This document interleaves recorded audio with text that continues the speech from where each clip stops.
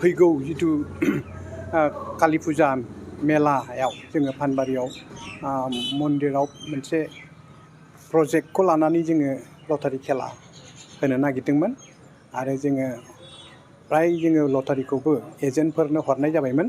नाथाय गुवाहाटी गोजौ बिजिरसालिया मोनसे बिथोन होदों दि जे आसामाव जेरावखि जायखिजाया लटारि अफलाइनानो होन अनलाइनानो होन बेखौ बन्द खालामनाय बेन खालामनाय जाबाय होनना फोसावदों।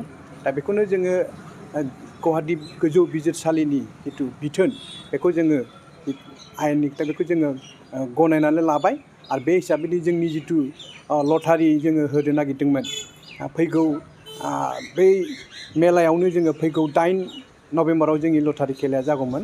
नाथाय बेखौ जोङो गुवाहाटी गोजौ बिजिरसालिनि बिथोन आरो जोंनि चिरां जिल्लानि बेंगिरिनिफ्राय जिथु बिथोन हरनाय बायदि लटारिखौ जुदि बेन खालामनाय जाबाय बे बिथोनखौ जोङो गनायनानै लानानै जोंनि जिथु लटारि जानो गोनांमोन बेखौ जोङो दिनैनिफ्राय बन्द खालामनायनिफ्राय केन्सेल खालामनाय जाबाय।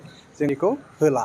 दा आं नोंथांमोननि निउस पर्टेलनि गेजेरजोंनो खावलायनो नागिरदों जे जाय एजेन्टफोरनो जोङो लटारिखौ हरबायमोन फाननो थाखाय बे एजेन्ट बिथांमोनखौ जोङो कमिटिनि जानानै खावलायनो नागिरदों दि जे बिथांमोना जिथु लटारिखौ लांदोंमोन जुदि फानबायब्ला बिथांमोना लटारिखौ फानदोंमोनब्ला सोरनिफ्रायबा फैसा लानानै फानदोंमोनब्ला बिथांमोनखौ जोङो गुरैयै खावलायदों जे जायफोर बिथांमोननिफ्राय फैसा लादोंमोन बेखौ जाहाथे फैसाफोरखौ हरफिनजोबो बेखौ जोङो गुरैयै खावलायदों।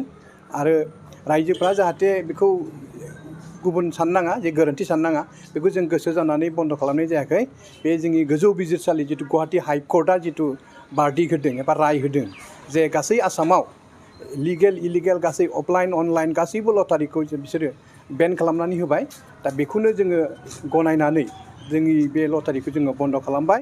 जोङो दा लटारिया जोंना बन्द जाबाबो जोंनि मेलाया फैगौ 31 अक्ट'निफ्राय 8 नभेम्बरसिम 9 साननि हाबाफारि बायदि रोखोम हाबाफारि लानानै मेलाया गाजा गोमजायै जागोन।